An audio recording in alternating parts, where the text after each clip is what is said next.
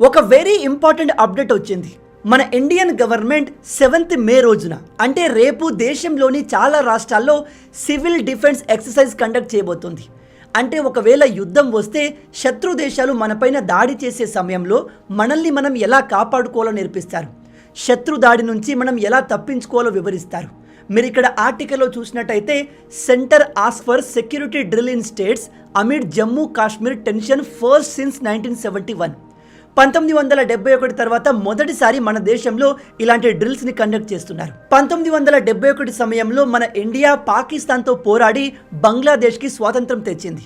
ఆ సమయంలో పెద్ద యుద్ధమే జరిగింది కాబట్టి ప్రజలు తమను తాము కాపాడుకోవడానికి ప్రభుత్వం ఇలాంటి డ్రిల్స్ని కండక్ట్ చేసింది. సాధారణంగా యుద్ధం సమయంలో శత్రువుల ఫైటర్ జెట్లు మన దేశం పైన ఎగురుతూ ఎక్కువ మంది ప్రజలు ఏ ప్రాంతంలో అయితే ఉంటారో అక్కడ దాడులు చేస్తారు.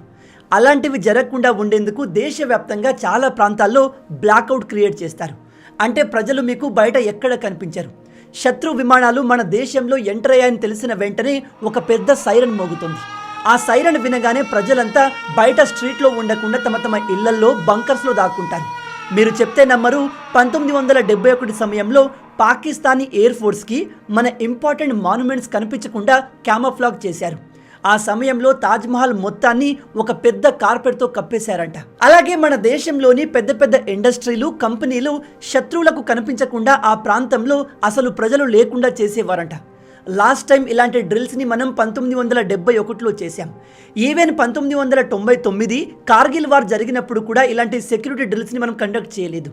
కానీ ఇప్పుడు సెంట్రల్ గవర్నమెంట్ చాలా రాష్ట్రాల్లో ఇలాంటి డ్రిల్స్ని కండక్ట్ చేయబోతున్నట్టుగా ఒక నోటీస్ని జారీ చేసింది. అంటే మోడీ గవర్నమెంట్ పాకిస్తాన్ పైన ఏదో పెద్దది ప్లాన్ చేస్తుంది. మీరు ఇక్కడ చూసినట్టయితే దూరదర్శన్ ఎక్స్ హ్యాండిల్లో ఈ విధంగా పోస్ట్ చేశారు. Ministry of home affairs has asked several states to conduct mock drills for effective civil defence on 7th మే. ఈ డ్రిల్లో మనకు ఏం నేర్పిస్తారు అంటే, నెంబర్ 1, శత్రు దేశాల ఫైటర్ జెట్లు మన దేశంలోకి ఎంటర్ అవ్వగానే ఒక పెద్ద సైరన్ మోగుతుంది. ఆ సైరన్ మోగిన వెంటనే ప్రజలందరూ అలర్ట్ అయిపోయి తమ తమ స్థావరాల్లోకి దగ్గరలో ఉన్న బంకర్లోకి వెళ్ళి దాక్కోవాలి. ఆ సైరన్స్ ఇదిగో ఈ విధంగా ఉంటాయి. ఫస్ట్ ఆఫ్ ఆల్ మన ఇండియన్ ఫోర్సెస్ పాకిస్తానీ ఫైటర్ జెట్లను ఇండియాలోకి రానివ్వవు. అవి మన దేశంలోకి ఎంటర్ అవ్వడానికి ట్రై చేయకముందే వాటిని మన ఎయిర్ ఫోర్స్ మన దగ్గర ఉన్న అడ్వాన్స్ రఫైల్ జెట్ని ఉపయోగించి నాశనం చేసేస్తుంది. ఎందుకంటే పాకిస్తాన్ కంటే చాలా అడ్వాన్స్ ఫైటర్ జెట్లు మన దగ్గర ఉన్నాయి. కానీ దురదృష్టవశాత్తు ఏదైనా ఒక ఫైటర్ జెట్ మిస్టేక్లో ఇండియన్ టెరిటరీలోకి ఎంటర్ అయితే దాని నుంచి తప్పించుకోవడానికి ఏం చేయాలో ఈ డ్రిల్లో నేర్పిస్తారు. నెంబర్ 2, ఈ ఫైటర్ జెట్లు మనపైన దాడి చేసినప్పుడు ఏ విధంగా తప్పించుకోవాలో నేర్పిస్తారు. నెంబర్ 3, శత్రువుల ఫైటర్ జెట్లు ఏ ప్రాంతంలో అయితే ఎంటర్ అయ్యాయో అక్కడ కంప్లీట్ బ్లాక్అవుట్ క్రియేట్ చేస్తారు. అంటే GPS కంప్లీట్గా పనిచేయకుండా చేస్తారు. అండ్ కంప్లీట్ పవర్ లేకుండా చేసి ప్రజలు ఎక్కడ ఉన్నారు, ఏ ప్రాంతంలో ఎక్కువగా దాక్కున్నారు అనే విషయాలు శత్రువులకు తెలియకుండా చేస్తారు. నెంబర్ 4, దేశంలోని ఇంపార్టెంట్ మాన్యుమెంట్స్, పవర్ ప్లాంట్స్, ఇన్స్టాలేషన్స్ని క్యామోఫ్లాగ్ చేయడం నేర్పిస్తారు. ఇక చివరగా నెంబర్ 5, అటాక్ జరుగుతున్న ప్రాంతం నుంచి ఏ విధంగా తప్పించుకోవాలి, ఎక్కువగా జనాభా ఒకే ప్రాంతంలో గుమిగూడి ఉంటే వాళ్ళను సేఫ్గా ఎలా ఎవాక్యుయేట్ చేయాలో ఈ ట్రైనింగ్ ద్వారా మల్టిపుల్ టైం రిహార్సల్ చేసి నేర్పిస్తారు. మళ్ళీ చెప్తున్నాను, నేను ఇప్పటి వరకు చెప్పిన ఈ అప్డేట్స్ అన్నీ కూడా మినిస్ట్రీ ఆఫ్ హోమ్ అఫైర్స్ నుంచి వచ్చినవి. కాబట్టి ఇది గవర్నమెంట్ ఏదో ఊరికే కండక్ట్ చేసిన డ్రిల్ కాదు, ఏదో పెద్ద ఈవెంట్ జరగబోతుంది. ఖచ్చితంగా మోడీ గవర్నమెంట్ చాలా పెద్ద ప్లాన్లో ఉంది. అయితే ఇలాంటి డ్రిల్స్ ఎక్కువగా పాకిస్తాన్తో బార్డర్ షేర్ చేసుకునే రాష్ట్రాల్లో, అలాగే నార్త్ ఈస్ట్ రాష్ట్రాల్లో కండక్ట్ చేయబోతున్నట్టుగా తెలుస్తుంది. ఒకవేళ పాకిస్తాన్తో యుద్ధం వస్తే మొదటగా ఎఫెక్ట్ అయ్యే ప్రాంతాలు ఇవే కాబట్టి ఇక్కడే ఈ డ్రిల్స్ని కండక్ట్ చేస్తున్నారు. సౌత్ విషయానికి వస్తే మనం పెద్దగా ఎఫెక్ట్ కాకపోవచ్చు, కాబట్టి మన రాష్ట్రాల్లో ఇలాంటి డ్రిల్స్ ఉండకపోవచ్చు. ఒకసారి ఇక్కడ కనిపిస్తున్న ఈ ఆర్టికల్ని చూడండి. ఇక్కడ మన డిఫెన్స్ మినిస్టర్ అయిన రాజ్నాథ్ సింగ్ గారు చెప్పేది ఏమిటంటే, what you desire will happen. అంటే మీరు కోరుకుంది జరగబోతుంది అని అర్థం. చాలామంది జియో పొలిటికల్ అనలిస్టులు చెప్పేది ఏమిటంటే, ఇక్కడ రాజ్నాథ్ సింగ్ గారు పాకిస్తాన్ ఆక్యుపై చేసిన కాశ్మీర్ గురించి మాట్లాడుతున్నారు అని.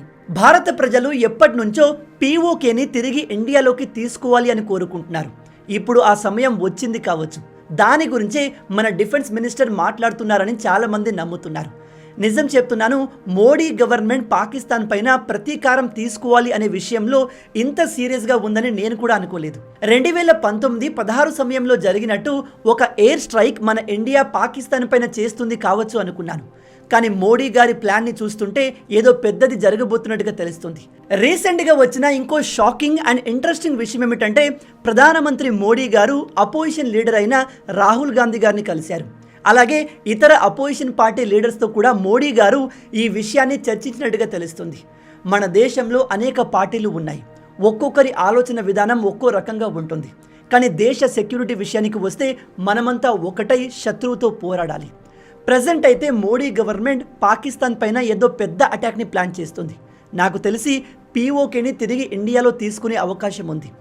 ఈసారి మోడీ గారు తీసుకునే యాక్షన్కి పాకిస్తాన్ మళ్ళీ ఇండియా జోలికి రావాలంటేనే వణికిపోతుంది. ఆ లెవెల్లో మన రియాక్షన్ ఉండబోతున్నట్టుగా తెలుస్తుంది. అందుకే మీ అందరికీ నా రిక్వెస్ట్ ఏమిటంటే, మీరు ఏ పార్టీ సపోర్టర్స్ అయినా కావచ్చు, ప్రజెంట్ దేశంలో ఎమర్జెన్సీ సిచ్యువేషన్ క్రియేట్ అయ్యే అవకాశం ఉంది. మన దేశంలోని సామాన్య ప్రజల్ని, కాశ్మీర్కి వెళ్ళిన టూరిస్టులను ఉగ్రవాదులు ఎటువంటి కారణం లేకుండా జస్ట్ వీళ్ళు నాన్ ముస్లిమ్స్ అని చెబుతూ దాదాపు 24 మందిని అంతం చేశారు. ఇంత జరిగినా దీనిపై దేశం రియాక్ట్ కాకుండా ఉంటే ఇలాంటివి మళ్ళీ మళ్ళీ జరిగే అవకాశం ఉంది. అందుకే ఉగ్రవాదులకు గట్టి వార్నింగ్ ఇవ్వడానికి మోడీ ప్రభుత్వం ఏదో పెద్దది ప్లాన్ చేస్తుంది. ఇలాంటి సమయంలో మనం ఐకమత్యంతో ఉంటూ అందరూ ఒక్కటిగా శత్రువుతో పోరాడాలి. ఇలా ఎందుకు చెప్తున్నాను అంటే, ఈ కాలంలో సోషల్ మీడియా ప్రజలకు ఇన్ఫర్మేషన్ ఇచ్చే మీడియంగా, మన ఐడియాస్ని షేర్ చేసుకునే ప్లాట్ఫామ్గా కాకుండా డిజిటల్ బ్యాటిల్ ఫీల్డ్గా మారింది. కొంతమంది క్రియేటర్స్ అయితే ఫ్రీడమ్ ఆఫ్ స్పీచ్ అనే ముసుగులో మన ఇండియానే తక్కువ చేసి మాట్లాడుతున్నారు. కొందరు బయట దేశంలో ఉన్న సోషల్ మీడియా ఇన్ఫ్లుయెన్సర్స్ అయితే ఇండియన్ ఆడియన్స్ నుంచి డబ్బులు సంపాదిస్తూ మన దేశాన్నే తక్కువ చేసి మాట్లాడుతున్నారు. దేశానికి అగెన్స్ట్గా పనిచేస్తున్నారు. అలాంటి వాళ్ళపైన కూడా గవర్నమెంట్ యాక్షన్ తీసుకోబోతున్నట్టుగా ఒక మెమొరండంని అఫీషియల్గా పబ్లిష్ చేసింది. మీరు ఇక్కడ ఆర్టికల్లో చూసినట్టయితే, some influencers working against national interest after Pahalgam attack. కొంతమంది సోషల్ మీడియా ఇన్ఫ్లుయెన్సర్లు ఇండియాకు అగెన్స్ట్గా పనిచేస్తున్నారంట. అలాంటి వాళ్ళపైన కూడా గవర్నమెంట్ యాక్షన్ తీసుకోబోతుంది. మన దేశంలో కొంతమంది పెద్ద పెద్ద క్రియేటర్స్ ఉన్నారు. వీళ్ళు మన ఇండియాలో ఉండరు.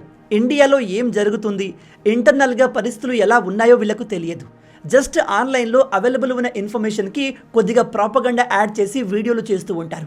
వీళ్ళకి హ్యూజ్ ఆడియన్స్ పాకిస్తాన్, బంగ్లాదేశ్ నుంచి కూడా ఉంటారు. కాబట్టి వీళ్ళు వాళ్ళను హర్ట్ చేయకుండా ఉండేందుకు ఇండియాను తక్కువ చేసి మాట్లాడిన సందర్భాలు కూడా చాలా ఉన్నాయి. అందుకే ఇలాంటి ఎదవలపైన యాక్షన్ తీసుకోవాల్సిందిగా సెంట్రల్ గవర్నమెంట్ డిసైడ్ చేసింది. కేవలం సోషల్ మీడియా ఇన్ఫ్లుయెన్సర్స్ మాత్రమే కాదు, ఈవెన్ పెద్ద పెద్ద మీడియా హౌస్లు కూడా ఇండియాకు అగెన్స్ట్గా పనిచేస్తున్నాయి. అందులో మొదటిది ఈ బీబీసీ పెహల్గామ్లో జరిగిన దాడిని కవర్ చేస్తూ అక్కడ దాడి చేసిన ఉగ్రవాదుల్ని టెర్రరిస్టులు అని పిలవకుండా మిలిటెంట్స్ అని పిలుస్తుంది. మిలిటెంట్స్కి టెర్రరిస్టులకు చాలా డిఫరెన్స్ ఉంది. మిలిటెంట్స్ అంటే సర్టెన్ ప్లేస్ ఆర్ గ్రూప్ కోసం పోరాడే స్వాతంత్ర సమరయోధులు. టెర్రరిస్టులు అంటే మతం కోసం, సొంత ప్రయోజనం కోసం ఇతరుల్ని చంపే ఉగ్రవాదులు. అయితే పెహల్గామ్లో దాడి చేసిన అందరూ కూడా పాకిస్తాన్కి చెందిన లష్కరే తోయిబా ఉగ్రవాద సంస్థకు చెందిన ఉగ్రవాదులు. ఈ విషయం తెలిసి కూడా బీబీసీ వీళ్ళను ఉగ్రవాదులు అని పిలవకుండా మిలిటెంట్స్ అని పిలుస్తుంది. ఈ బీబీసీకి మన ఇండియా అంటే అస్సలు పడదు.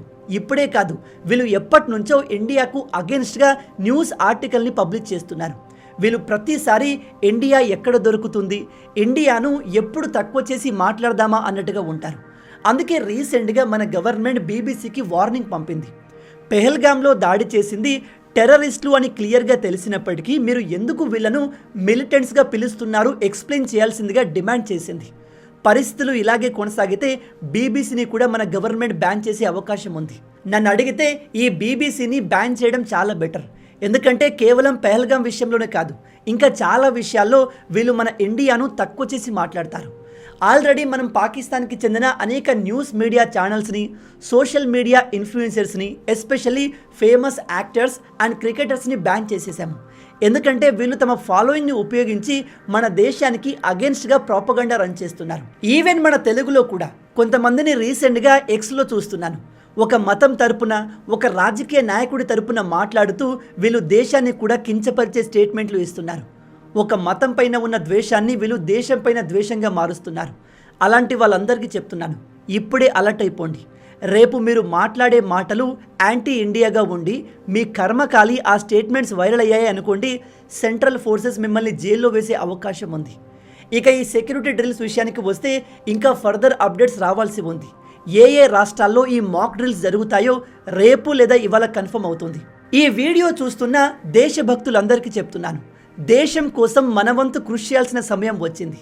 ఇక్కడ మనం ఏదో బార్డర్కి వెళ్ళి యుద్ధం చేయాల్సిన అవసరం లేదు. సెంట్రల్ గవర్నమెంట్ ఈ డ్రిల్స్ రూపంలో, ఇతర అప్డేట్స్ రూపంలో ఏదైతే చేయమని చెప్తుందో ఆ పనిని వెంటనే చేయండి. మీ ప్రాణాలని కాపాడుకోండి, 10 మంది ప్రాణాలు కాపాడే ప్రయత్నం చేయండి.